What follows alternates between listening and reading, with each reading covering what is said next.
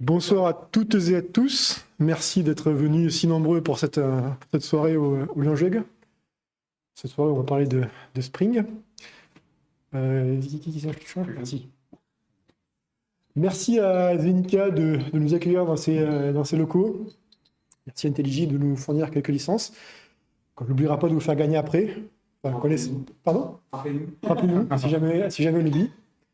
Ouais, on cherche peut-être un sponsor pour mettre ici, donc si jamais vous voulez vous afficher sur le Linjug, afficher votre entreprise, contactez-nous. Alors, au sommaire des événements à venir, alors si jamais parmi vous, il y en a qui connaissent et qui participent, n'hésitez pas à me dire. Prochainement, il y a chez les Craftman, un kata, un truc qui parle du TDD, des katas à la production. Est-ce qu'il y a des Craftman parmi nous? Est-ce que vous voulez en parler? Pas plus que ça?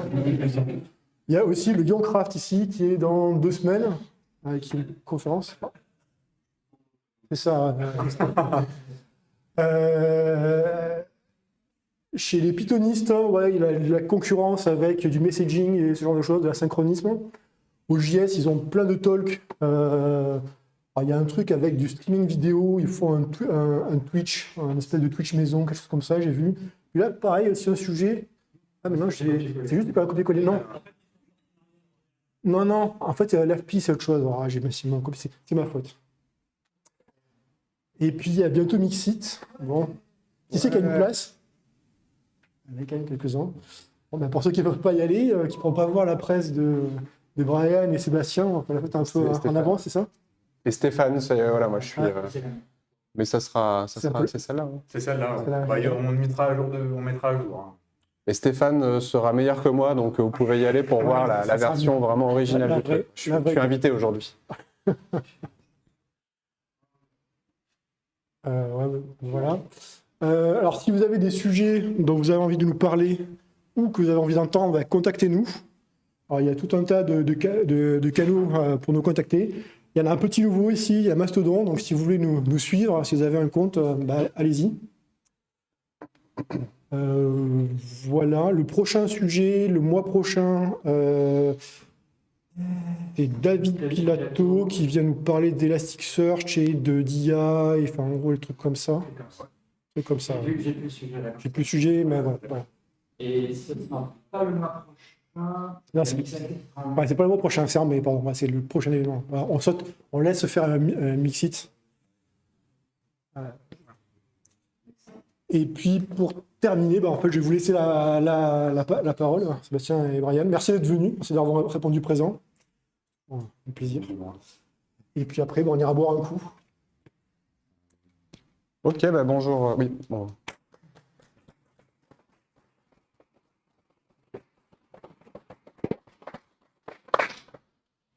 Bonjour tout le monde, on va se présenter rapidement. Donc, je suis Sébastien Deleuze, je travaille dans l'équipe Spring Framework depuis 10 ans, comme toi d'ailleurs, je crois. Et du coup, je travaille sur les sujets support Kotlin, runtime efficiency, support GraalVM Native, des choses comme ça. Et donc, je travaille sur le projet Spring Framework en tant que core committer. Et moi, c'est Brian, ça fait aussi une petite dizaine d'années que je suis dans l'équipe Spring. Je travaille aussi dans Spring Framework dans les parties web avec Sébastien. Je travaille aussi dans l'équipe Boot pour faire un peu le liant sur la partie web, donc Spring Boot. Et je travaille aussi sur un projet qui maintenant a plus de 2 ans, je crois, Spring GraphQL, qui a bien pris dans la communauté. Mais on n'en parlera pas aujourd'hui, c'est pas le sujet. Voilà, donc c'était notre seul slide de la présentation. C'est fini. Donc aujourd'hui, effectivement, il n'y a pas de ça. J'étais surpris aussi, comme vous, quand j'ai demandé à Brian de me partager les slides qu'ils avaient préparés avec Stéphane. Il n'y en a pas. Aujourd'hui, on va faire quelque chose d'assez pragmatique, c'est-à-dire qu'on va prendre une application Spring Boot qui est en Spring Boot 2.7 Java 8 et on va la migrer progressivement avec différentes améliorations qu'on va vous présenter en live. Alors, Brian va faire la plupart du travail, moi je vais uniquement commenter. Pour vous montrer différentes fonctionnalités qui peuvent potentiellement vous intéresser de manière pratique et faire cette migration de manière graduelle.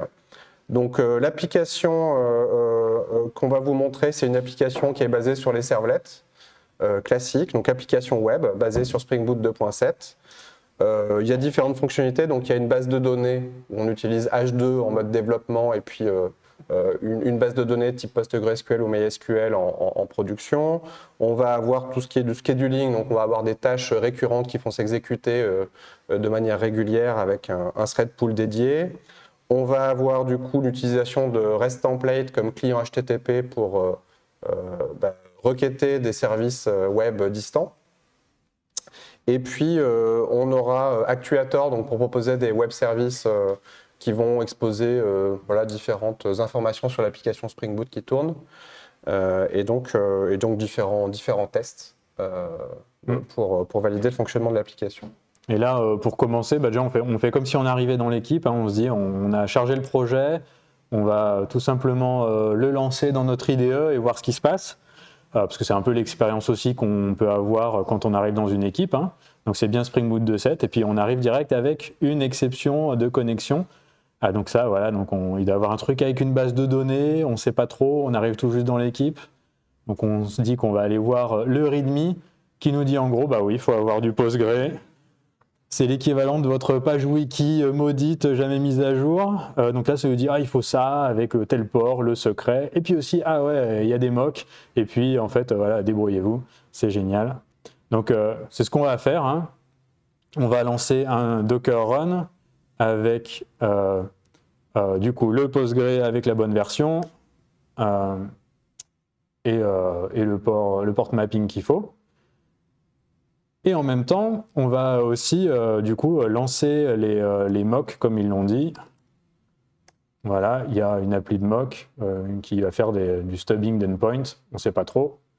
Ok. Voilà, donc là, on va simuler un potential web service distant avec un serveur local qui va nous envoyer des données fake qu'on a générées. Voilà, donc là, on a une appli qui a l'air de démarrer déjà, c'est mieux. On va essayer d'aller dessus. Et on voit une magnifique appli un peu rétro, et puis on se dit, bon voilà, c'est une appli de gaming qui fait en fait le statut de nos services. Donc on a des services, des composants de notre infrastructure de services avec un load balancer, une gateway de paiement. Si on rafraîchit, voilà, donc on a le stubbing qui nous dit qu'on a un composant qui est pas dispo. Et puis après, on a d'autres données qui sortent de la base de données avec des incidents en cours, de la maintenance, des incidents passés, etc. Donc voilà, c'est notre appli qui est toute simple. Et un autre moyen de la découvrir, c'est quoi? On peut regarder peut-être l'application properties.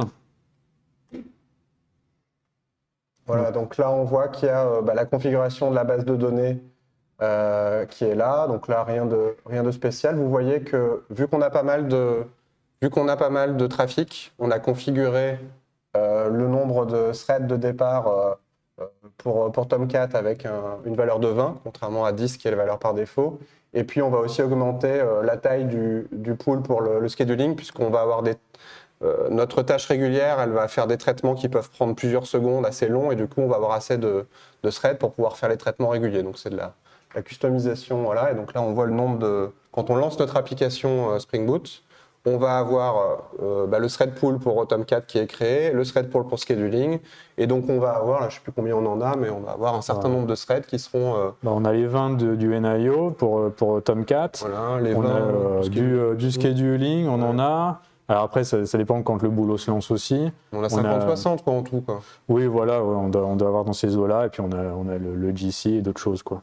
Voilà. Donc quand on lance notre application, pour l'instant elle ne fait rien, on aura une 60aine de threads qui seront utilisés.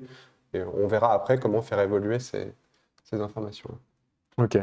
Donc la prochaine étape, du coup, qu'est-ce qu'on fait? On va migrer sur Spring Boot 3. Allez, on migre sur Spring Boot 3. Si j'oublie un moment de me remettre en mode presenter pour que ce soit plus visible, n'hésitez pas à crier. Donc là, c'est la 3.0.13. Dernière, oui. Il y en a, je crois qu'il y a la nouvelle d'aujourd'hui. Je n'ai pas envie de lancer. On va faire ce qu'on a répété, donc 3.0.13. C'était sûr. Les gens vachement confiants dans leur techno. Donc, je ne sais pas si elle est réalisée. En fait, elle devait être réalisée aujourd'hui. Je pense qu'elle y est.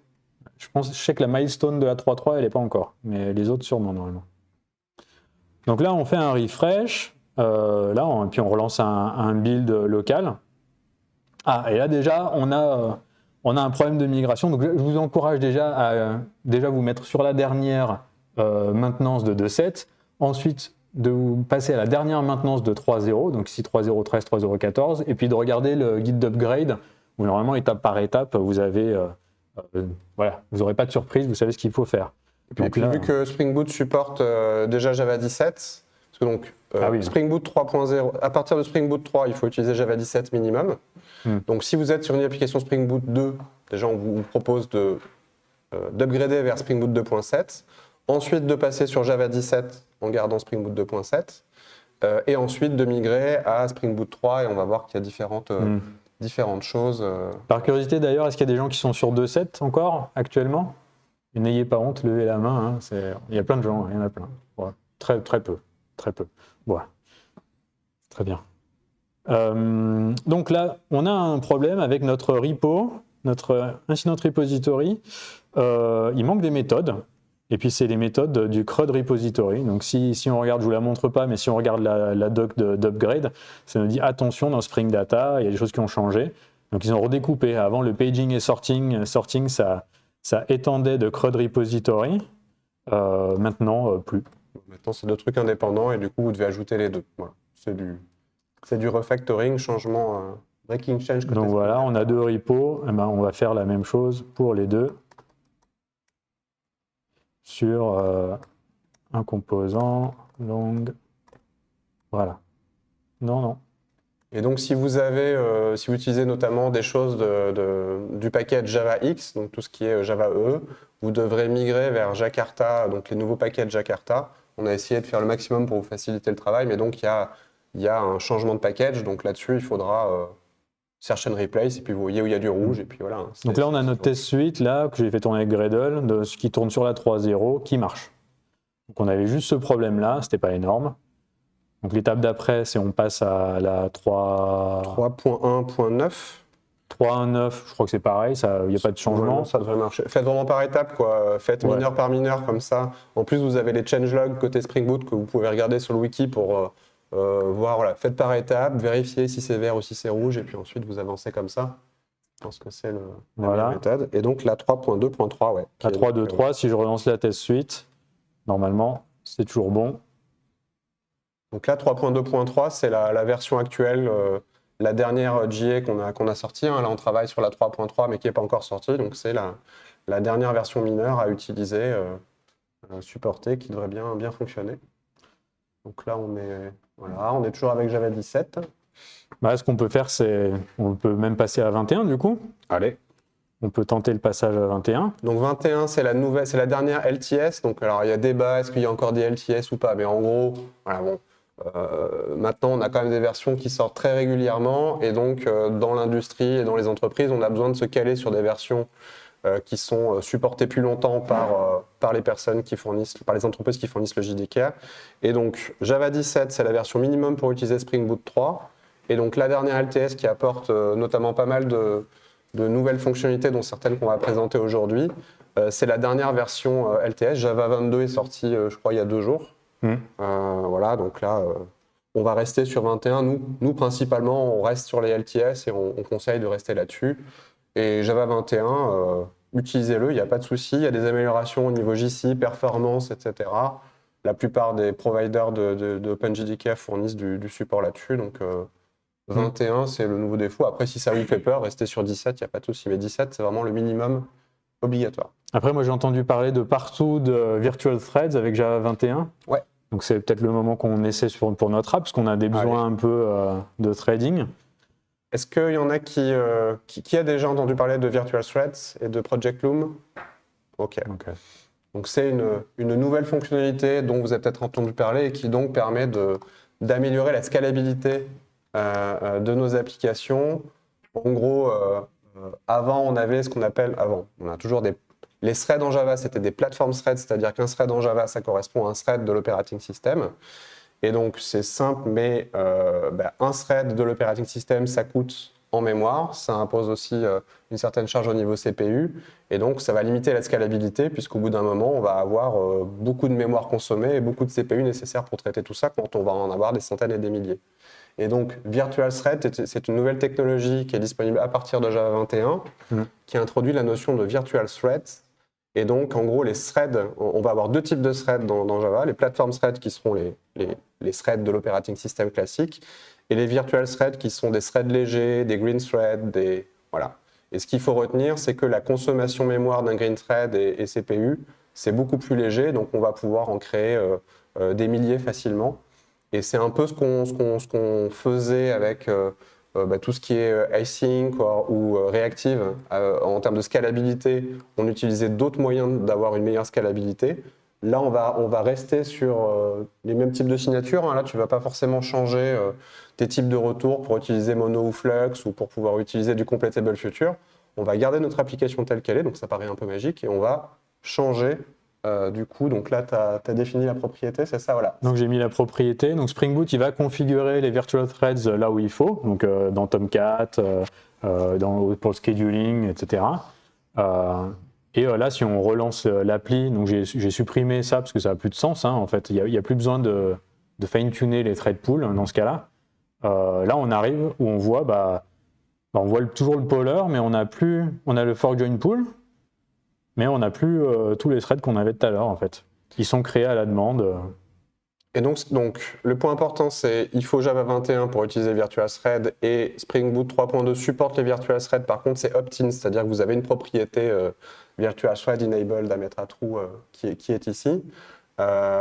C'est vraiment intéressant les Virtual Thread parce qu'en termes de performance, nous on fait pas mal de bench en interne. Ça permet vraiment de scaler plus. Alors, si vous avez une application qui va par exemple servir des trucs à partir du cache, vous pourrez voir des gains vraiment importants, x2, x3 en termes de scalabilité. Si votre goulot d'étranglement, c'est votre database et que vous avez des requêtes lentes, là, vous ne verrez pas beaucoup la différence, puisque du coup, ça va être un peu lent. Et puis, ça va être ça le point limitant.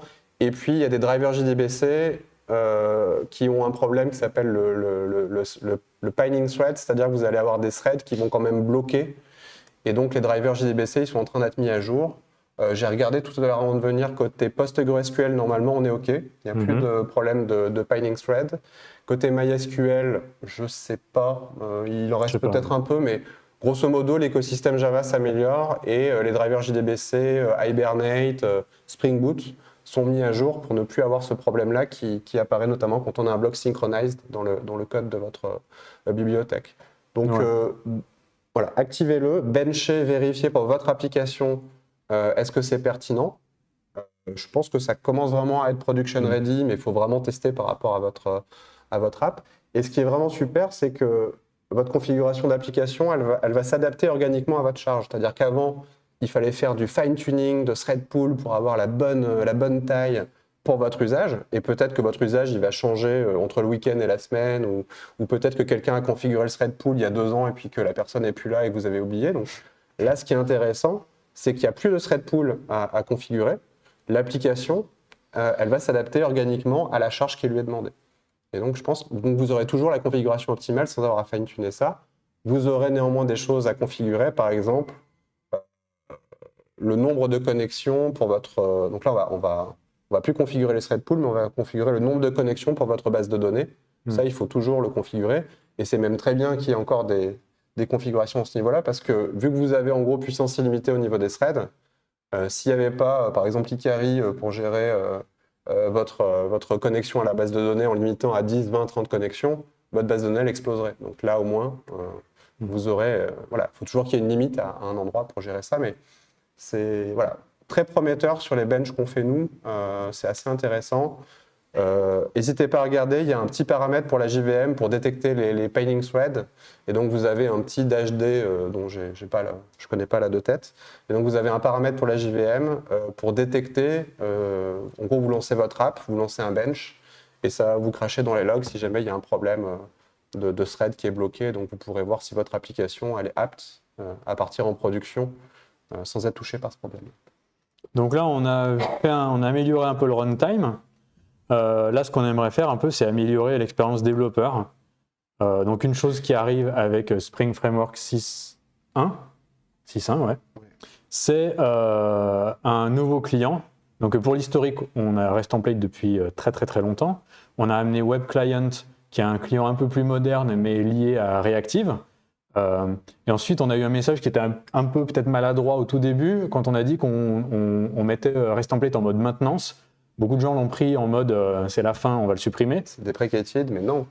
En fait, Il y le a une mode nuance. maintenance, c'est on a fait le tour de la question, on peut plus vraiment améliorer son API. Les cas modernes de streaming, de concurrency, enfin de scatter-gather, les cas un peu comme ça, on peut pas les faire avec REST-template.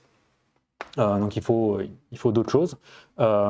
Et puis aussi son API était un peu vieillissante avec beaucoup de méthodes surchargées et pas vraiment de DSL, etc. Donc là, ce qu'on a fait à la demande de la communauté, c'est toujours sur la même technologie de base, donc les mêmes drivers, entre guillemets, les mêmes clients HTTP derrière, on a une nouvelle API qui s'appelle REST Client et qui ne dépend aucunement de Reactive, mais qui amène la partie API moderne. voilà, que les gens aimaient bien avec Web Client. Vous prenez REST template, Web Client, vous prenez le début du premier, la fin de l'autre, voilà, REST Client. Et effectivement, vous avez une API moderne à la Web Client, mais sans avoir l'infrastructure réactive, les monos, les flux, etc. Vous avez une API classique que vous pouvez utiliser du coup sur une application de type bloquante, mais qui n'est pas vraiment bloquante puisque maintenant on a les virtual threads. Donc REST Client et virtual thread, ça va très bien ensemble puisque vous aurez une API moderne qui vous permet d'utiliser votre architecture bloquante. Donc le premier pas pour passer de REST template à REST client, ici, on a notre fameux composant qui va vérifier les services distants de notre archi de gaming, qui va faire des appels. Donc ici, on veut passer du REST template à ça. Donc là, on voit l'utilisation typique de REST template où des fois, quand on va ajouter des headers, c'est pas super élégant, il faut faire une entity et puis après on l'envoie. Donc là, on va passer à ça. Pour vous montrer qu'on peut le faire par étapes, en fait, on peut utiliser le REST client et le créer à partir d'un REST template existant. Donc, du coup, on va le wrapper. Et après, on passe à l'API qu'on aimerait utiliser. Donc, c'est-à-dire, on va faire quelque chose qui est un peu plus chaîné.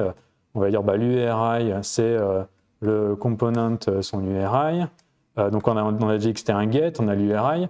Après, on dit accept JSON, ça c'est parfait.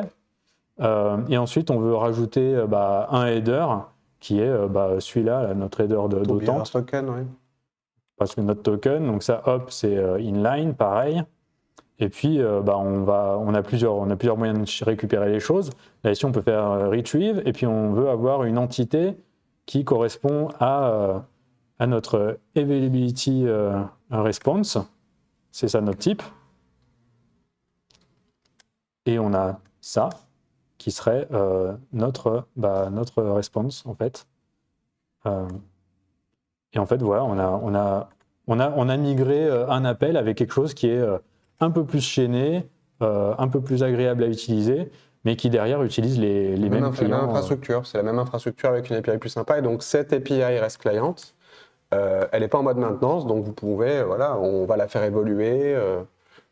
Et de toute façon, après, c'est vraiment inspiré de Web Client. C'est du Web Client sans l'interface réactive, donc il y a déjà pas mal d'expérience derrière, quoi, donc, Voilà, donc si je refais tourner ma suite de tests, normalement c'est tout bon, il n'y a pas de problème. Donc ça, c'est la première étape. Sachant que j'utilise le même builder qu'on m'a donné à l'origine, mais on peut aller un peu plus loin en utilisant directement le REST Client builder qui existe dans notre app. Et là, voilà, c'est une fois qu'on peut migrer des petites parties de notre app, et puis après on peut migrer un peu plus globalement avec un builder global dans notre app. Donc Spring Boot va directement injecter le builder et après on peut créer. Voilà, donc là nous ce qu'on faisait c'est quoi? C'est la base URL qu'on changeait. On disait c'est la service URL. Et voilà, donc là on a deux problèmes. Pourquoi? Parce qu'on a changé la signature de notre service. Là ici du coup on a besoin d'un REST Client Builder.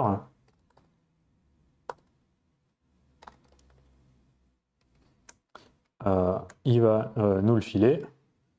Ça, c'est un bin qui est fourni par Spring Boot. Et puis, dans nos tests, on avait la même, REST Client.builder. Et puis, on peut le changer. On va l'appeler. Donc ça, c'est vraiment fait pour migrer. Vous avez vos applications Spring MVC Tomcat. je ne sais pas si on ne l'a pas dit explicitement, mais donc là, vous restez sur une application Spring MVC Tomcat. Tomcat supporte les virtual threads, Spring Boot aussi. Vous activez ce flag-là, vous migrez vos REST templates vers REST Client, et voilà, vous êtes bon pour 20 ans, quoi. Voilà, donc là, on a changé, donc on a amélioré un peu les perfs en prod avec Virtual Threads. On a quelque chose qui est un peu plus agréable pour notre partie de client. Là, étape d'après, qu'est-ce qu'on aimerait améliorer du coup? Eh ben, on aimerait améliorer tout ce qui est connexion au service distant. Ah, d'accord. Donc là, ce qui nous embête, c'est un peu la partie que je vais vous montrer là. C'est Parce que là, on lance tout à la main. En gros, on a besoin de savoir qu'il faut lancer notre service moqué en local avec le script, etc. On a besoin de savoir qu'on doit lancer la base de données. Donc, on aimerait bien rendre ça un peu plus sympa en termes d'expérience développeur, parce que ça, c'est le classique de j'arrive sur le projet, le README n'est pas à jour. Ah oui, mais je t'ai pas dit en fait, pour lancer ce truc-là, d'abord il faut lancer PostgreSQL et puis le serveur web de test, etc. Et donc, ça veut dire que les personnes qui arrivent sur le projet doivent savoir la recette magique qui n'est jamais à jour dans le README pour lancer. Pensez à le README, il faut qu'il soit à jour, etc. Donc là, on voudrait que, voilà, on lance notre application Spring Boot, elle marche, et c'est tout, quoi. Donc là, dans un premier temps, on va le faire sur les tests, non? C'est ça? Ouais. Donc là, ce qui nous embête aussi, c'est que ça vous est peut-être déjà arrivé, c'est qu'en fait, ici, on a 2 sets de scripts de migration. Un pour les tests avec H2 et puis un autre avec Postgre. Et voilà, il y a tout le temps des petites nuances de syntaxe, c'est pas les mêmes features, on fait des tests d'intégration avec une base de données qui n'est pas la vraie. Et Ouais, ça, les ça identifiants peuvent être en majuscule ou en minuscule en fonction de H2 et de. Enfin voilà, c'est l'enfer à chaque fois, hein, du vécu. Donc là, ce qu'on aimerait faire peut-être dans un premier temps, c'est tester avec la vraie base de données en fait dans nos tests d'intégration. Donc là, ce qu'on va faire, c'est on va utiliser le script de Postgre, on va supprimer le reste, on va juste faire ça, et maintenant on va utiliser autre chose, on va arrêter d'utiliser H2. Ça, c'est une fonctionnalité, moi, que j'adore, vraiment, puisqu'on avait à chaque fois des petites différences qui pourraient laisser la vie à tout le monde, parce que dans l'écosystème Java, on était habitué à utiliser des bases embedded qui sont à peu près pareilles que celles de prod, mais qui ne le sont pas, et je pense que c'était pas une très bonne idée, a posteriori. Donc là, on va utiliser une nouvelle fonctionnalité de Spring Boot qui est vraiment super, qui est du coup le support de test container nativement. Et donc, on va pouvoir automatiquement, quand on va lancer nos tests, lancer automatiquement les services avec test container. Et c'est Spring Boot qui va se charger de gérer le cycle de vie de tout ça. Et donc, du coup, voilà, vous supprimez votre base de données H2, vous utilisez un schéma, le même qui est en prod et pour vos applications en test. Vous gardez la même expérience utilisateur, développeur, pardon, parce que vous avez juste à lancer vos tests. Ça va se lancer tout seul, donc il n'y a pas de changement par rapport à H2, sauf que du coup, vous utilisez uniquement PostgreSQL avec le fonctionnement, les bugs, les performances que vous auriez avec votre infrastructure de production. Et moi, je trouve que c'est un énorme gain pour... Donc là, on utilise Test Containers, donc, avec l'extension JUnit, on va dire nous créer un conteneur qui est l'équivalent de notre Docker Run qu'on a fait pour lancer l'appui en local. Et on va faire quelque chose avec le Dynamic Property Source pour contribuer des property sources à notre application et récupérer notre conteneur, l'URL de la base de données, le login, le mot de passe, et contribuer ça à notre application, à nos tests d'intégration. Donc là, il nous manque quoi? Il nous manque le fait de dire qu'on veut utiliser test containers, mais qu'on ne veut pas que le test tourne si on n'a pas Docker en local. Voilà, c'est ça. Sinon, le test planterait. Et ensuite, on veut faire un truc qui, je pense, virera à terme. Voilà. C'est le fait d'expliquer que on à la base de données. On veut pas remplacer la data source de base. On veut juste contribuer des choses à l'environnement. Donc, le fait de faire ça, faut qu'on le fasse, je pense, 2 fois. Pour l'autre aussi, pour l'autre test, hein. On a un autre. Ouais, pour l'autre aussi. On a un autre test, c'est celui-là, là. Donc la même. Hein. On copie-colle ça et on va copier-coller ce morceau-là, toujours. Vous verrez qu'après, on va encore améliorer ça pour que ce soit encore plus facile. Est-ce que tu as supprimé dans l'application properties le flyaway locations? Tu me fais bien de me le dire, si. Ouais, donc là, les migrations, ça, on n'en a plus besoin, maintenant on n'en a qu'un seul. Et là, on peut rejouer les tests. Et donc là, j'aurai vraiment un conteneur qui va se lancer en local pour mes tests et qui va tester du coup, qui va jouer mes tests de base de données, mes tests d'intégration avec la vraie base de données, avec Postgre. Ouais. Donc là, on est un peu plus confiant déjà sur notre suite de tests. Et Est-ce que tu veux améliorer les tests containers ou est-ce que tu préfères faire le Docker Compose on améliore vite fait ça. On Ouais. améliore, ouais. Ouais. Ce que vous pouvez vous dire certainement, c'est que c'est un peu, Un peu de bruit, là. que c'est un peu répétitif. Pas dans la salle, hein, non. Ah non, ouais, non, Code. si, t'as raison. Il faut Dans peut-être le code. faire d'abord sur l'app normale. Ouais. Ok. Ouais. Donc là, on vous a montré une manière d'améliorer avec l'intégration de test container les tests, mais il y a aussi le lancement de l'application en dev, en local, comment on va faire. Voilà. Et donc là, alors vous pouvez utiliser potentiellement test container, mais là ce qu'on va vous montrer, c'est l'intégration de Docker Compose native dans les dernières versions de Spring Boot 3.2. Et donc là, l'essentiel, ce qu'on aimerait faire, c'est supprimer ça Voilà, du README, dans un premier temps. que la vérité, ce soit le code et la configuration de notre projet, quoi. Alors ça, si il y a beaucoup d'équipes, vous utilisez peut-être aussi, vous utilisez peut-être un fichier qui s'appelle compose.yaml, où dedans, vous utilisez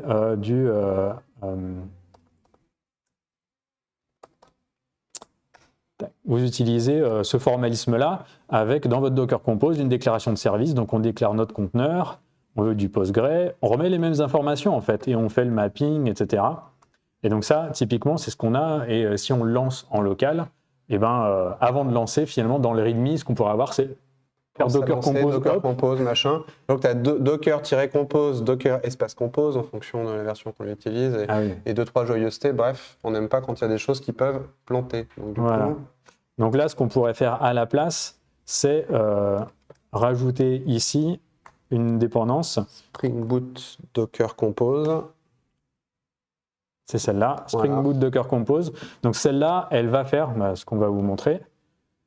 Elle va faire qu'on pourra arrêter déjà notre compose, enfin notre Docker, notre conteneur Postgre de développement ou un Docker Compose qu'on aurait à côté, puisque le fait de lancer l'application, ça va lancer automatiquement votre Docker Compose. J'ai pas fait le refresh de Gradle. Vous voyez que là, c'est en mode configuration development only, c'est-à-dire que ça va le faire tout le temps, sauf quand vous allez packager ça dans votre jar. Donc, c'est-à-dire que ça va le faire quand vous faites Gradle Spring Boot Run ou quand vous lancez votre application dans RID, ça va automatiquement lancer votre Docker Compose avant et l'éteindre quand vous arrêtez votre application. On le voit, là, on a le Docker CLI qui est lancé par l'app et on a notre app qui tourne avec le conteneur qui est lancé et notre appli qui marche. Donc là, c'est top parce que du coup, pour notre application, on a l'intégration Docker Compose, ça marche tout seul. Pour les tests, on a notre intégration test container, ça marche tout seul. On n'a plus du H2 dans un cas et puis du PG dans l'autre. Donc on a beaucoup moins de sources d'erreurs et on a juste une application en mode dev qui est beaucoup plus proche de notre application en mode prod et ça marche sans README en fait. Juste, vous lancez votre application Spring Boot et ça marche. Donc là, ce qu'on fait, c'est en lisant le Docker Compose et en lançant les services de Docker Compose, Spring Boot en fait fait le lien entre tel type de service, donc je fais le lien avec telle properties que je dois remapper dans mon environnement pour savoir que ma data source c'est Postgre, etc. Donc il y a tout un tas de conteneurs qui sont supportés. Il y en a d'autres que vous pouvez taguer avec des labels qui sont expliqués dans la doc pour pouvoir vous aider à ce que Spring Boot comprenne ce que c'est, si c'est pas l'image officielle ou une image ultra connue. Mais bon, c'est déjà un premier pas. Mais là, du coup, vous vous dites, si Spring Boot arrive à faire ça en expérience de dev local, pourquoi est-ce qu'on a dû faire tout un tas de trucs verbose configuration à la main où on a configuré, je vous rappelle, l'URL JDBC, le username, le password. Dans nos tests, là, on vire ce truc-là. C'était un peu moche. Ouais. Donc là, ce qu'on va faire à la place ici, c'est dans notre build, rajouter une autre dépendance pour les tests, qui est test containers boot. Donc là, c'est vraiment le support Spring Boot pour test container qui va aussi intégrer bien sûr la dépendance test container et qui va rajouter une intégration et une autoconfiguration qui va nous permettre de virer du code. Donc finalement, sémantiquement, on a toujours besoin de notre conteneur, parce qu'on doit le déclarer, on doit dire ce que c'est. Après, finalement, le mapping, là, ici, ce remapping, là, c'est un peu de la redite. Si on déclare que c'est une service connection, ici, on peut supprimer tout ça. Je l'ai fermé. Trop bien. Le dérapage. C'est pas grave. Après, moi, ID, il se ferme tout seul maintenant parce que je suis en macOS 14.4. Il y a un bug avec Java et du coup, j'ai eu le plaisir de voir le fameux bug qui fait que ça faut s'en va. pas- Voilà, pouf, il n'y a plus de. Moi, il est trop vieux, je suis pas sur Sonoma encore. Euh, Peut-être repasse en présenteur mode si Ouais. tu peux. donc là, hop. Donc la même de ce côté. On fait du service connection ici. On vire ça. Et on peut relancer notre suite de tests avec la même finalement. Toujours des conteneurs, mais cette fois-ci, le fait de dire service connection, ça indique à Spring Boot que ce conteneur-là, on le déclare comme une connexion à un service pour notre test. Et finalement, ça suffit pour remapper les properties et comprendre ce qu'il faut faire dans notre application. Voilà. Super. Ça avance, ça avance. Donc maintenant, dans la vraie vie, on va souvent utiliser des sites sécurisés par HTTPS et donc la gestion des certificats, c'est souvent un sujet pénible, notamment avec Java. Et donc au niveau de Spring Boot, on a décidé de proposer des nouvelles fonctionnalités pour gérer ça de manière un peu plus unifiée, que du coup quand on fournit une configuration HTTPS, elle est prise en compte à différents endroits dans notre application, que peut-être on va pouvoir la mettre à jour plus facilement et que voilà, on va juste proposer une configuration HTTPS qui est beaucoup plus unifiée, centralisée. Et donc c'est ce qu'on va vous montrer. C'est ce qu'on va vous montrer là avec ce que va montrer Brian. Donc ici, la nouveauté, donc on change toujours notre port. Ici, la nouveauté, c'est qu'on a le concept de bundle. Donc en fait, vous pouvez déclarer des morceaux, des bouts de configuration SSL par paquet, par bundle. Donc ici, on a un bundle qu'on appelle example.org. Et puis en fait, dans ce namespace, on peut lui dire, on peut lui donner un key store avec son certificat, sa clé privée. Et puis on peut même lui dire reload and update. Parce qu'il va regarder sur le file system ici ces certificats et il va les surveiller. Et s'ils sont mis à jour, il va pouvoir les recharger à chaud si vous les configurez pour un serveur. Et sans avoir à redémarrer votre application, donc ça peut être intéressant aussi en production pour éviter du coup une coupure du service. Donc ici, on va le tester en vrai, on va voir ça. Donc je lance mon appli, ça va utiliser les certifs qui sont configurés en local. Donc et vous n'avez après, pas forcément besoin de modifier votre installation OpenJDK pour mettre des choses, c'est vraiment dans votre application. Et après, dans mes scripts, j'ai un script qui fait getCert, donc qui va récupérer le certificat qui est actif actuellement sur l'application. Et vous voyez, il se termine en HMZ. HMZ, ouais. Et en fait, là, j'ai un autre script pour mettre à jour. Donc, en fait, il va recréer un certificat, écraser l'ancien par-dessus. Ça y est, il l'a écrasé. Et donc là, normalement, on va avoir un log qui devrait apparaître au bout de 7-8 secondes, un truc dans le genre. Il va voir que le certificat a changé. Il va le recharger et le recharger dans Tomcat. Donc là, ici, voilà, il l'a mis à jour dans Tomcat. Et là, si on refait la même, du coup, si on récupère le certificat, on a bien un certificat différent qui a changé. Donc ça ne tue pas les connexions existantes, ça change le certificat juste pour les futurs handshakes, pour les nouvelles connexions qui vont arriver. Donc s'il y a des connexions persistantes, ça ne va pas les tuer, c'est pas redémarrer le serveur ou quoi que ce soit. Donc si vous voulez tester votre application en HTTPS avec des certificats auto-générés, ou si pour des besoins entreprises, vous avez besoin d'un certificat custom pour votre boîte, et voilà, ça peut être une fonctionnalité intéressante, que ce soit pour le client ou pour le serveur. Le serveur, ça sera pris en compte, je crois, automatiquement, et le client, il faudra spécifier. Donc dans les builders de REST client, de web client, vous avez un point SSL bundle maintenant qui va vous permettre de configurer le SSL bundle pour ce client. Et donc comme ça, vous allez pouvoir gérer différents bundles pour différents clients et faire votre truc. Donc c'est, je pense, le bon équilibre entre flexibilité et ça marche un peu plus tout seul, quoi. Donc là, c'est le moment de la démo où je vais tricher parce qu'il y a beaucoup trop de choses à écrire. On va avancer sur la démo d'observabilité. Je vais vous la montrer. Donc on désactive HTTPS et on active observabilité. Voilà, donc j'ai désactivé HTTPS. Et donc pourquoi j'ai fait ça ? C'est parce qu'en fait, si on va voir dans notre répertoire ici Docker à la racine de notre projet, il y a tout un tas de trucs qui se sont pointés. Il y a de la conf Grafana, il y a de la conf Prometheus, il y a plusieurs choses. Et même dans notre Compose YAML, il y a du nouveau aussi. Donc on a toujours notre Postgre et on a d'autres conteneurs. On a Prometheus, Grafana et même du Zipkin. Donc on ne vous encourage pas forcément à faire ça voilà, dans tous vos devs, d'avoir 50 conteneurs pour faire tourner votre appli. Mais là, c'est pour vous montrer une solution complète. Aujourd'hui, on va juste regarder Zipkin, je pense, sachant qu'il y a d'autres choses à montrer avec Grafana, les dashboards. Ici, donc Zipkin, juste les traces. On va vous montrer les traces. Grafana, Prometheus. Donc Prometheus, c'est pour récupérer les métriques de notre application.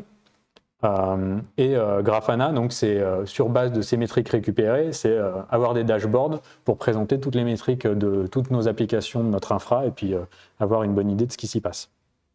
Mais là, non, on va juste se concentrer sur Zipkin. Et ce qu'on veut vous montrer maintenant, c'est que quand on lance notre application, et j'ai pas rechargé, je pense, Gradle, donc ça va pas le faire. Si vous avez des questions après sur observabilité, il faudra demander à Brian, parce que alors moi, je n'y connais rien. Voilà. Donc c'est pas... Pour l'apéro, c'est voilà. c'est Brian à qui il faut parler pour tout ça. Donc là, l'observabilité en Spring Framework 6 et Spring Boot 3.0, déjà, on a fait énormément. Donc si vous utilisiez déjà l'observabilité avec Spring Cloud Sleuth avant, donc dans Spring Boot 2.7 et Spring Cloud, il y avait beaucoup de choses qui marchaient très bien. Mais on n'était pas très content du modèle de programmation, de l'overhead que ça pouvait créer dans les applications. Et puis en fait, voilà, on a vu que pour instrumenter une application de cette manière-là, en utilisant différents contrats et en essayant de s'intégrer aux bons endroits, c'est pas facile. Le mieux pour instrumenter du code et pour créer des métriques ou des traces avec du code existant, des librairies, il y a plusieurs façons. Soit on essaie avec des contrats existants et ça marchouille pas tout le temps bien, donc ça c'est ce qu'on avait fait avec Sleuth, il y avait des limitations. Soit on utilise un agent Java, mais le souci des agents Java, c'est qu'en fait si la librairie, le code de la lib change derrière, si l'agent n'est pas à jour, ce qui peut arriver, ça explose de manière vraiment exotique en prod et c'est pas souvent facile à comprendre. Donc nous dans le tracker de Spring Boot, on en a vu pas mal, des issues comme ça, où il y a un truc, par exemple, je me souviens d'un bout de header, donc en fait du point de vue de l'application, l'URL que l'application recevait, il y avait un bout de header ou de cookie qui se baladait dans l'URL en fait. Donc ça c'est, devinez ce qui s'est passé, ça c'est un agent qui a fait des trucs, voilà. Donc je dis pas que toute l'approche agent est à jeter, je dis juste que c'est compliqué à gérer, c'est compliqué à maintenir et ce genre de choses peut arriver. Souvent vous avez, il y a des grosses boîtes d'observabilité qui vont vous fournir un agent et c'est des grosses solutions. Après, là, on propose une approche un peu plus légère, plus facile à débugger et qui nous paraît une alternative intéressante. Nous, ce qui nous intéresse aussi, c'est que justement, c'est un domaine qui nous intéresse et donc on veut être aussi responsable des métriques, des traces, des données que vous avez dans vos dashboards et de la compatibilité, la rétrocompatibilité avec ces choses-là. Donc on a envie d'avoir plus d'intérêt dans cette expérience-là. Donc c'est pour ça qu'on a instrumenté tout Spring. Et avec Spring Framework 6.1, on a encore ajouté des choses. Et par exemple, typiquement, notre application qui tourne avec notre checker, avec notre checker qui est là. Donc si on regarde, c'est un composant qui a notre client qui utilise maintenant REST Client, qui va récupérer, qui va faire des appels à notre service. Là, on a un schedule de toutes les 5 secondes qui va récupérer tous les composants du repo, louper dessus et faire un appel finalement en REST à chaque et mettre à jour le statut dans la base de données. Et voilà, c'est ça qu'on va faire. Mais vu que c'est add-scheduled, finalement, avant, on n'avait pas forcément la visibilité de ce qui se passe. Et là, avec le support tracing qu'on a maintenant, ce qu'on peut faire, c'est aller voir notre Zipkin, qui est sur le port 94.11. Et en fait, quand on lui demande les queries qui sont en cours, donc là, on va prendre la dernière. Donc là, on a des queries HTTP GET, par exemple, donc si on regarde.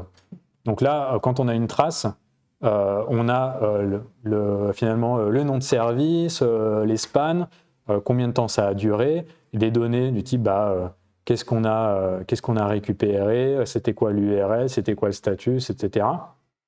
Et ici, ce qui nous intéresse, c'est qu'on a même des traces qui sont des tasks.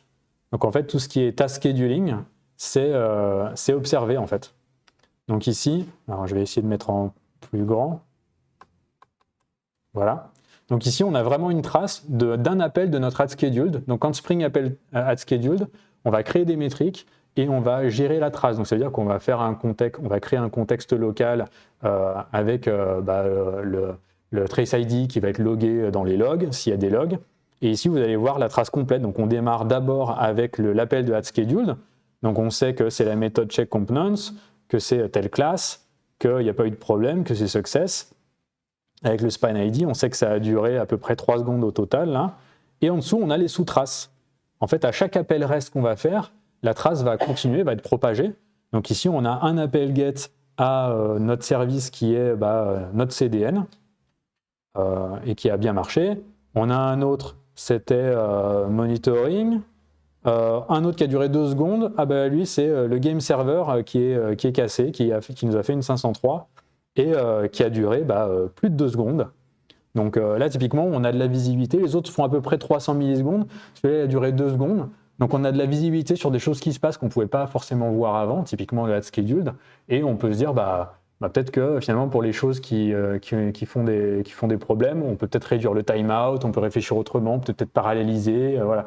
Donc finalement, les vues traces, ça nous permet de voir aussi des problèmes en prod ou même de réfléchir à des améliorations possibles sur notre service. Et en mode distribué, hein, donc voilà, si vous avez N instances de votre serveur, ça sera compatible également. Vous avez l'assurance que c'est à jour par rapport à la version de Spring que vous utilisez, puisque nous, du coup, le boulot qu'on a fait, c'est dans chaque partie de Spring, on a mis, on a conçu les traces avec des métriques qui normalement font sens pour vous.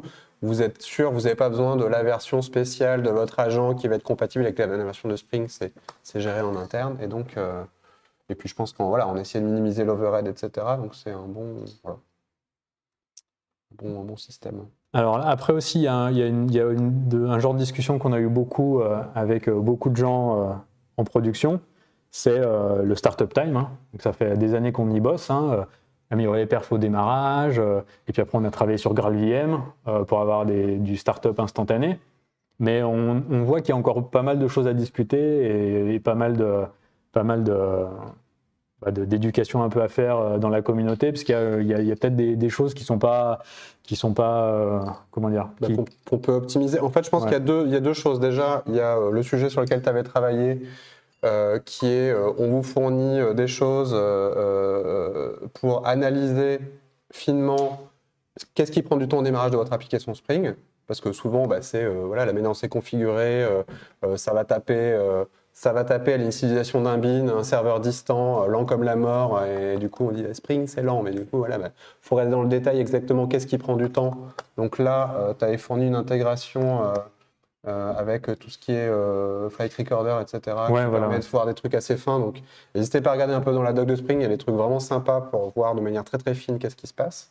Et nous, de notre côté, bien sûr, on travaille régulièrement à essayer d'optimiser ça. Alors, on fournit maintenant le support native qui du coup nécessite quand même des gros changements parce que vous n'allez plus utiliser l'IGVM, il y a un temps de compilation qui est lent et il y a des problèmes de compatibilité. Par contre, le gain, il est énorme. Votre application elle démarre en quelques millisecondes et vous avez une consommation mémoire réduite. Mais le retour qu'on a entendu aussi, c'est pas forcément pour tout le monde parce que c'est des grosses contraintes, ma JVM j'y tient et les performances en termes de throughput sont peut-être un peu moins élevées, etc. Donc on essaye de regarder les solutions qui sont intéressantes pour optimiser le temps de démarrage, réduire la consommation CPU et ne pas devoir forcément utiliser une instance cloud qui est surdimensionnée juste pour avoir un temps de démarrage correct. Et donc là-dessus, on a travaillé sur des technologies comme Crack ou CDS, qui sont des technologies qui permettent d'optimiser le temps de démarrage et potentiellement d'optimiser le warm-up de votre JVM en gardant la JVM. Voilà. Et donc, ce qu'on va vous présenter aujourd'hui, c'est des améliorations liées à ça. Mais même avant de parler de ces technologies-là, souvent, il y a une section dans la documentation de Spring Boot, je ne sais pas si on la montrera peut-être après, c'est Efficient Deployment of Spring Boot Application. Parce qu'en fait, donc quand on fait un build d'une application Spring Boot, on a un jar exécutable qui va tout contenir, c'est très facile, et du coup on fait java-jar et on va lancer l'application. Peu de gens, et on essaie de communiquer là-dessus et d'améliorer la documentation, et vous allez voir même de proposer de nouvelles fonctionnalités, java-jar, c'est pas la manière recommandée de lancer une application Spring Boot en prod. Et ça, il y a plein de gens qui sont très surpris de l'entendre. C'est la plus simple. C'est la plus simple, mais c'est pas forcément la plus optimisée. C'est de notre faute, c'est celle qu'on faisait en démo aussi plus souvent. Tout à fait. Typiquement, quand vous créez un container avec Buildpack, qui est la façon de créer des containers par défaut avec Spring Boot, en fait, vous n'allez pas lancer à l'intérieur, ça ne va pas lancer votre java-jar. En fait, la manière le plus optimisée, c'est de lancer l'application Spring Boot en mode unpacked, explosé, quel est le bon vocabulaire. Et donc, avant même de parler des technologies type Crack ou CDS, ce qu'on vous recommande, c'est de lancer votre application Spring Boot en production. Si vous faites vous-même vos Dockerfiles ou si vous faites un déploiement à la main sans utiliser Buildpack, d'aller voir dans la documentation Spring Boot et d'exploser votre application. Et ça, vous pouvez le faire même avec Spring Boot 3.2, 3.1, 3.0. C'est pas un problème. J'arrête d'être bête. Mais donc aujourd'hui, on va vous présenter je parle de la fonctionnalité du coup de. Vas-y, alors là déjà on montre là avec le Java-jar par comparaison. Donc si je lance mon appli, donc j'ai fait le compose à la main à côté parce qu'on lance l'appli en mode prod. Donc là on a fait l'immigration, on a fait tout, on a mis 3 secondes 6 à peu près pour la démarrer, sachant que mon PC c'est pas un foudre de guerre. Donc ça c'est la première étape. Voilà. Donc avec le Java-jar. Ce qu'on peut faire en seconde, c'est quoi après? Et ben du coup, on va l'unpack. Ok. Donc pour l'unpack, faut que j'utilise le jar tools. Hop là. Donc là, oui, on va utiliser Jar mode. avec Spring Boot. Donc Spring Boot 3.3, on est en train de bosser dessus, ça sort fin mai. Avec Spring Boot 3.2, vous deviez aller dans la documentation, extraire vous-même le jar, donc jar-x ou avec unzip, et lancer une commande à la main, etc. C'était pas très très first class. Donc là, ce sur quoi on a travaillé dans Spring Boot 3.3, qui sort fin mai, c'est la capacité que va avoir le jar exécutable, donc votre fameux, celui que vous précisez dans java-jar, de s'auto-extraire de la bonne façon, de manière à se lancer en production de manière super efficace. Donc on va utiliser, j'utiliserai Spring Boot 3.3.0 quand il sera sorti. Là pour l'instant on va utiliser les snapshots ou la M3 elle sort ce soir ou demain. Elle sort ce soir, ouais. Voilà, c'est à partir de la M3, donc là c'est vraiment tout frais, on a bossé dessus depuis plusieurs mois. Et donc c'est une fonctionnalité qui va vous permettre, donc vous buildez votre application classiquement, vous allez builder votre jar. Donc la rebuild là. Voilà, on la rebuild avec Spring Boot 3.3. Et en fait, dans votre executable jar, Spring Boot 3.3, il va mettre un petit exécutable, un petit utilitaire qui va se permettre de s'auto-extraire de la bonne façon pour pouvoir être lancé de manière la plus efficace possible. Donc là, on relance le Java-jar pour être sûr du temps de start-up. Qu'est-ce que j'ai fait? Ah non, c'est Flyway. On l'a découvert hier, oui, voilà. Donc quand vous passez à Flyway 10... Il faut rajouter une dépendance qu'ils ont modularisé le support PostgreSQL qui n'est plus inclus. Super. Et du coup, il y a une petite surprise. Tu te rappelles du... Voilà, c'est Flyway PostgreSQL, non? C'est ça? Ouais. Il me semble, ouais. Je peux revenir ton historique de conversation, si tu veux. Bon, on va refaire la symbole. Non? Ah non, c'est pas ça. Alors attends, je vais regarder. Parce que de tête, je l'ai pas. Est-ce que je l'ai là? Parce que sinon, je l'ai dans mes... Regarde. Non. Hop là. Alors, discussion avec Brian et Steph. Alors, flyway-database-postgresql. Super. Voilà. Voilà. Donc voilà, c'est le seul souci. Ça, c'est du détail, c'est juste parce qu'on a changé de version de Flyway et que voilà. Maintenant, Ok, donc là, on a build. Là, on relance notre app. donc là, on lance classique. On a la migration qui se passe, on a tout qui se passe. On met toujours 3 secondes du 6, C'est 3 secondes du 8. toujours pas recommandé en production, quelle que soit la version Spring Boot, notamment la 3.3. Par contre, la fonctionnalité, c'est sans doute ma fonctionnalité préférée depuis bien longtemps, c'est donc cette capacité avec ce jar mode égale tools, vous précisez le jar en question et vous passez la commande extract. Et on lui dit où est-ce qu'on Et on dit où est-ce qu'on veut l'extraire. Donc là, imaginez que vous... Donc déjà, je vais être sûr que J'ai rien Voilà, là-dedans. Là. On triche pas, tout va bien. C'était le jar mode. Voilà, donc on extrait, c'est extrait dedans. Voilà, donc là, on va aller voir le répertoire en question, on va la se tête mettre qu'il a. dedans. Donc on a un jar et puis on a des trucs dans lib. Voilà. Bah, Donc, on a nos dep. c'est un jar, mais c'est plus un fat jar, entre guillemets. C'est un jar qui va contenir peut-être une ou deux classes et un manifeste qui va lister les autres dépendances. Donc ce qui est super intéressant, c'est que vous devez toujours faire un java-jar quelque chose sans mettre des paramètres compliqués, un class pass long comme l'enfer. Par contre, ça va directement utiliser les jars qui sont extraits sur file system. Donc les avantages, c'est que normalement, ça démarre un peu plus vite. Voilà, non, j'ai équipé 15 conteneurs sur mon laptop. Ouais, bon, ok. Bon, ça démarre plus vite parce que du coup, la JVM, elle va faire des optimisations pour aller taper directement sur le file system les différents jars. Donc le class loader est beaucoup plus rapide. Voilà. Si vous voulez utiliser, si vous tapez des ressources statiques qui sont inclus dans votre jar, en fait, si vous utilisez le fat jar, ça va être vraiment lent parce qu'il va y avoir du lock, etc. Parce que c'est des class loaders programmatiques et c'est vraiment là, on a des différences de performance qui sont énormes. Si vous utilisez ce mode-là, ça va être directement le jar est directement sur file system et donc en gros, c'est comme si on tapait directement le fichier en direct et on a des performances pour servir des fichiers statiques qui sont 2, 3, 4 fois supérieures. Donc vraiment, les fichiers statiques quand vous faites un Java tâche jar sans extraire le jar comme on l'a montré là, en termes de performance, c'est horrible, vraiment horrible. Là, on aura des bonnes performances. Et donc, voilà, donc ça, sans utiliser aucune technologie, c'est vraiment la façon dont on va recommander à partir de Spring Boot 3.3. Vous avez votre executable jar qui est toujours l'unité de déploiement recommandée, envoyée sur vos différents repositories. Par contre, avant de lancer votre application, vous extrayez ce jar avec un nouveau jar et puis le répertoire lib et vous faites votre java-jar avec ce truc extrait et donc là ça va démarrer plus vite et offrir un meilleur niveau de performance et c'est la façon recommandée de lancer votre application Spring en production. Si vous faites boot build image avec buildpack ou même si vous utilisez les layer tools de boot pour faire votre propre conteneur Docker, c'est déjà ce qu'on encourage en fait, ça explode le jar et ça les met même dans des layers différentes que vous pouvez charger dans des layers différentes dans votre conteneur pour améliorer, éviter de gâcher du stockage, pour que ça fasse du rebase plus vite, etc. Donc ça, c'est déjà le cas, c'est déjà ce qu'on fait. Si vous faites boot build image, on n'a jamais fait du Java dash jar dans boot build image parce qu'on sait que c'est moins efficace. Et donc c'est déjà le cas. Et là, c'est autre chose, là, par contre. Et donc ce qui est intéressant aussi avec le layout qu'on a choisi pour ce truc-là qui s'extrait, c'est que c'est un layout qui est naturellement compatible avec la technologie qui s'appelle CDS. Donc, j'ai parlé tout à l'heure, native, c'est l'option un peu extrême où on va faire beaucoup de changements voilà. Mais c'est pas la tasse de thé de tout le monde parce que ça nécessite beaucoup de changements. Donc, il y a deux technologies qui sont potentiellement intéressantes pour avoir des démarrages plus rapides avec la JVM. C'est soit Crack, soit CDS. Crack, l'expérience nous montre que c'est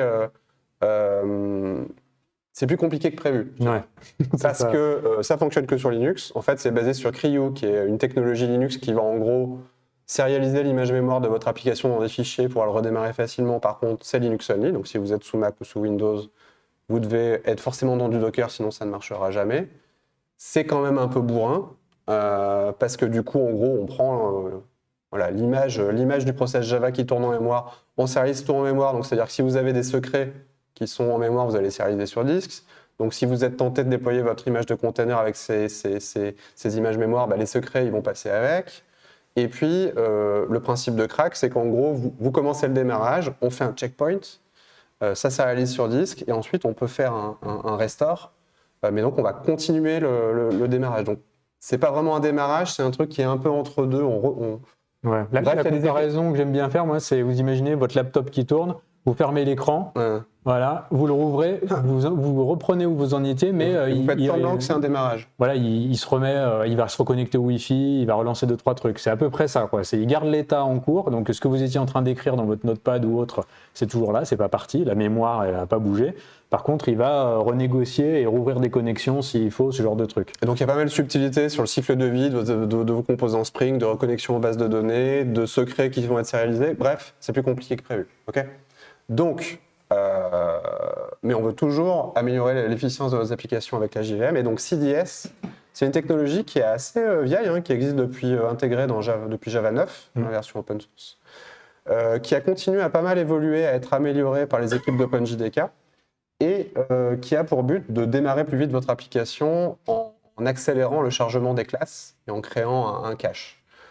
Donc en gros, ça nécessite de faire un training run, c'est-à-dire que vous allez faire vous allez lancer votre application et dans Spring Framework 6.1, on a rajouté un petit paramètre qui va permettre de quitter votre application avant qu'elle soit vraiment démarrée et de serialiser un fichier c'est ça, hein, sur .jsa là, que vous voyez. Donc ouais, la propriété, le onRefresh, là. C'est le Spring Boot Context onRefresh. Si vous lancez avec ça, votre application, elle va se lancer et juste avant de faire le onRefresh, c'est-à-dire assez tôt dans le cycle de vie, elle va quitter.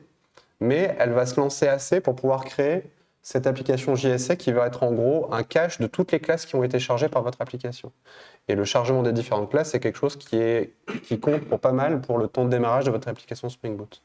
Et donc après, on va pouvoir, en changeant un peu les paramètres, donc du coup là, tu as créé le cache, c'est ça? J'ai créé le cache. Donc ça, c'est un fichier sur disque, ok. Mais la différence de crack, on va pas reprendre, on n'a pas sérialisé en mode un peu bourrin toute l'image, la représentation mémoire sur disque et on va reprendre. Là, on a ce fichier qui contient en gros le cache des différentes classes chargées et on va recommencer un démarrage de zéro, propre, sans effet de bord, sans qu'il y ait des secrets, parce que là, on a uniquement les classes, on n'a pas les données de votre application, vos secrets, etc. Et là, on va avoir une application qui va démarrer un peu plus rapidement. Donc là, on est à 2 secondes au lieu de 3 secondes 5. Là. Voilà, 2 secondes au lieu de 3 secondes 5, donc on a quand même un bon boost. Et plus votre runtime sur le cloud il est lent et plus l'impact sera important. Donc on a quand même un truc qui est quasiment du 1,5 x 2 pour votre temps de démarrage. Et donc, sachant que si vous avez des tâches au démarrage, donc nous on en a, hein, parce qu'on met des choses dans la base de données, si vous avez plein d'entités à Hibernate, il y a des choses qu'on ne peut pas accélérer, quoi. Voilà. Donc le pourcentage, là sur une appli qui est simple mais assez représentative, parce qu'on a migration de base de données, connexion base de données, on lance des scheduling, on fait des choses, il y a quand même un impact. Après, s'il y a beaucoup de choses qui se passent au démarrage de CPU, ça va en gros accélérer énormément tout ce qui est chargement des classes de votre application. Donc ça marche avec Java 10, à partir de Java 17. Ça marche encore mieux avec Java 21 parce qu'ils ont amélioré le support CDS, mais c'est pas tout. En fait, ça c'est le début d'améliorations qui vont arriver dans les prochaines versions de Java. C'est-à-dire que ce layout CDS friendly, avec les futures versions de Java, on va pas seulement améliorer le temps. Déjà, les améliorations de temps de démarrage vont être encore plus importantes.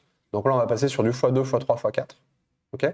Donc là, on est en train de. Donc c'est une technologie qui est développée dans le cadre de ce qu'on appelle Project Leiden. Donc Project Loom, c'était Virtual Thread. Project Leiden, c'est ce que j'appelle moi CDS 2.0. C'est-à-dire, c'est ce qu'on vous montre là, mais encore mieux. Donc encore mieux, pourquoi ? Parce que ça va améliorer, plutôt que de faire 1,5 x 2, on va faire du x3, x4.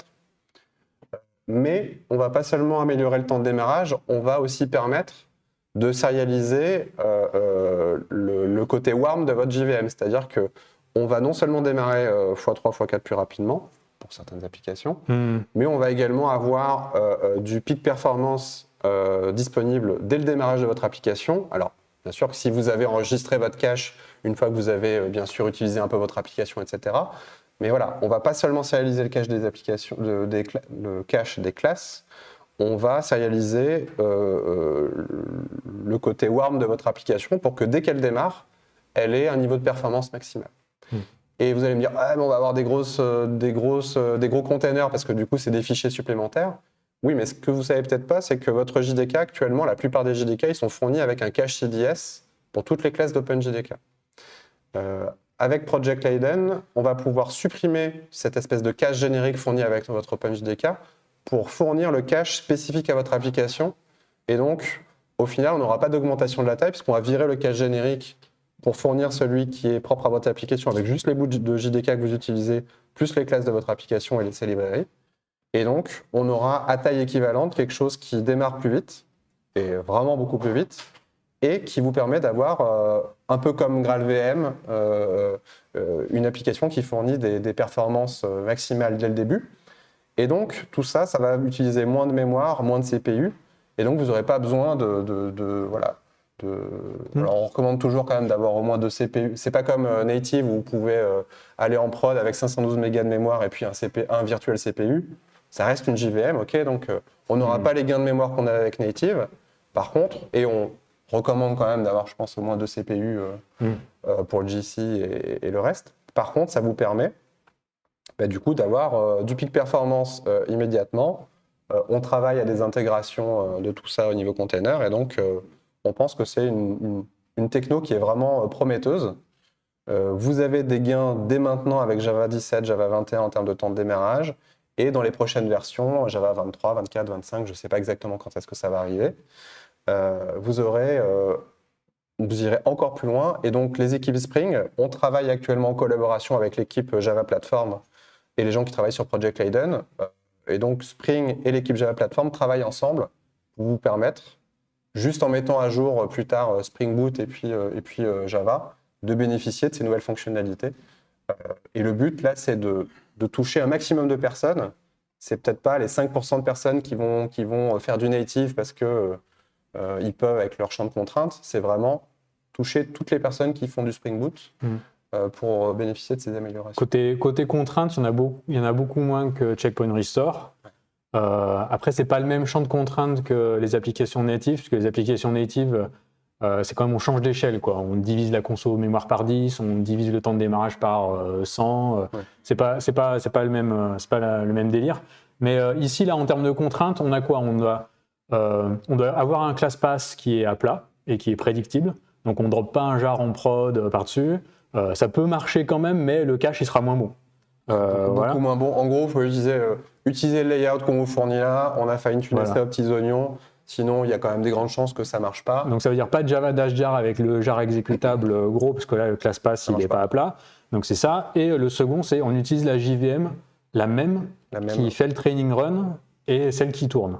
Parce que le format du cache de classe, il est spécifique à chaque version et tout ça, donc il vaut mieux le faire. Et donc c'est là où en fait, si vous partez avec des conteneurs en prod, ça se marie plutôt bien, parce que vous pouvez l'intégrer à cette étape où une fois que votre artefact il arrive en bout de chaîne et que vous créez votre conteneur pour la prod, et vous le faites à cette étape-là, vous êtes sûr que la JVM qui a fait le training, c'est la même qui va faire tourner le service en prod, et vous êtes tranquille, il n'y a pas de souci de format. Donc ça, après, Java 17 minimum, Java 21 recommandé. Ouais. Et le petit effort qu'on demandera, c'est pas nous spécifiquement, mais il faudra sûrement passer un petit paramètre pour éviter que la base de données ou les services distants soient contactés lorsque vous faites le training run.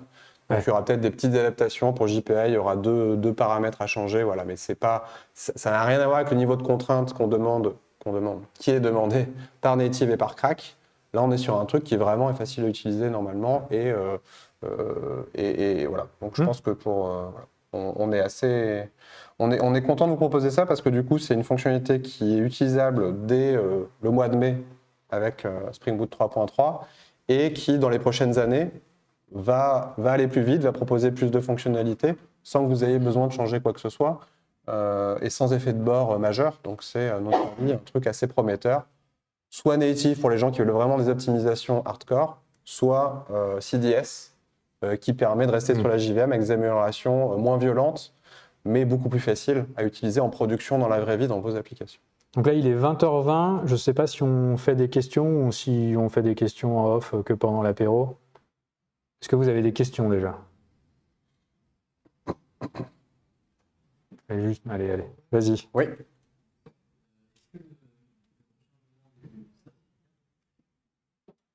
Éventuellement se faire avec une ressource bien, pas dans l'interface, mais sur du S3, avec le système de notes qu'on avait expliqué. Alors la question c'est, est-ce qu'on peut recharger les certificats depuis un emplacement externe, par exemple depuis S3 ? Depuis le file system local, c'est sûr, donc pas forcément dans le ClassPass, mais depuis le file system local. Depuis une...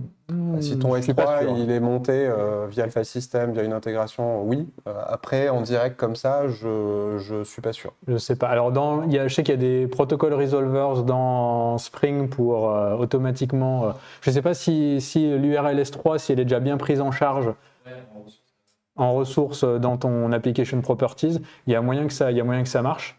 Après, si c'est un support spécifique, je suis pas totalement sûr. À regarder. Il y a une autre question par là? Sur les mécanismes de tracing, du coup, il y a des nouveautés dans Spring Boot 3, si j'ai bien compris. C'est pas fait de la même façon qu'auparavant. Ouais. Et du coup, c'est quoi le nom de la techno dans Spring Boot 3? Alors, la question, c'est par... Exploitable aussi, par exemple, si on veut instrumenter de la même manière que vous faites au niveau des traces pour notre code. Je te laisse répéter. Donc là c'est par rapport à Spring Boot 2.7 où on avait de l'observabilité déjà avec Spring Cloud Suite.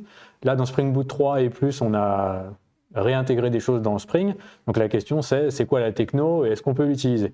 Donc c'est quoi la techno? Oui, on peut l'utiliser carrément. C'est un jar qui s'appelle Micrometer Observation et il y a une classe qui s'appelle Observation. Et en fait, cette classe, on peut l'utiliser. Donc nous, c'est la classe qu'on a utilisée dans Spring Framework pour instrumenter les choses. Donc c'est un jar qui est très léger. Et en fait, c'est l'équivalent un peu du SLF4j pour métrique et tracing. Donc l'API, elle est assez simple. Hein. On va avoir, on met le nom de notre métrique, voilà, hop, ou le nom de ce qu'on fait. Il nous faut un observation registry. Donc là, je mets null, mais donc ça, c'est un registry qui est dispo dans l'application. Donc on peut se le faire injecter n'importe où. Et une fois qu'on a notre observation, donc ça, c'est notre observation. Après, on peut exécuter du code et puis à un moment, on peut faire error, on enregistre une error, rajouter un event. Donc ça, c'est pour les span events dans les traces. Et puis sinon, on peut la stopper. Et en fait, c'est comme ça qu'on a instrumenté tout Spring. Après, pour les traces, c'est assez simple au final. Après, c'est juste que voilà, faut bien sélectionner les éléments qu'on va exposer. Mais et puis, vous pouvez regarder le code source de Spring pour voir comment on l'a fait. C'est vraiment exactement ça qu'on a utilisé en choisissant Là, si vous voulez faire une trace, donc si vous voulez faire une trace et avoir un bout de span avec un contexte local, avec le trace ID et tout, donc c'est juste ouvrir un scope. Et donc là, c'est un runnable. Et tout le code qu'on écrit là-dedans, et ben, ce sera dans un span spécial par rapport à notre trace. Donc l'API, elle est assez simple. Comme le dit Sébastien, si on va voir le code source de REST template, par exemple ici, vous pouvez voir des patterns qui sont...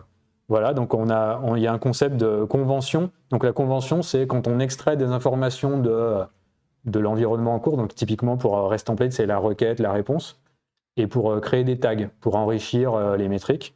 Donc voilà, c'est ce qu'on fait. Et donc si vous regardez le code de Spring, quelque part, il y a... on crée une observation avec la convention et le contexte. Une fois qu'on a fait des choses, qu'on a réussi, qu'on a eu la réponse, et ben on rajoute des choses dans le contexte. Et puis à la fin, soit on a une erreur, ou sinon où on arrête l'observation. Donc ça, vous pouvez regarder le code source de Spring, où il y a des tutos qui sont sur micrometer.io qui expliqueront tout ça. Mais oui, on encourage justement les développeurs à créer leurs propres métriques, spécialement si vous avez une lib dans votre entreprise. Vous utilisez le jar en dépendance, le jar Observation API, il est super léger. Ouais. Donc d'ailleurs, Spring Web, dans le framework, on l'a maintenant. Hein. Il n'y a que quelques classes. Après, toute l'infra derrière de quelle métrique c'est, quel système de tracing ou pas, c'est d'autres dépendances qui vont s'activer que si elles sont dans le ClassPass. Donc pour instrumenter votre lib ou votre code, vous utilisez juste ce jar léger et si en prod, il n'y a pas de Zipkin ou il n'y a pas de Prometheus ou je ne sais quoi, ça ne fera rien. comme le l'overhead, SLF4j API, voilà. du coup c'est pour le métrique et tracing. Voilà. Je pense qu'on est bon. On va passer pour les questions en mode non officiel au buffet. Ça marche? Allez, merci.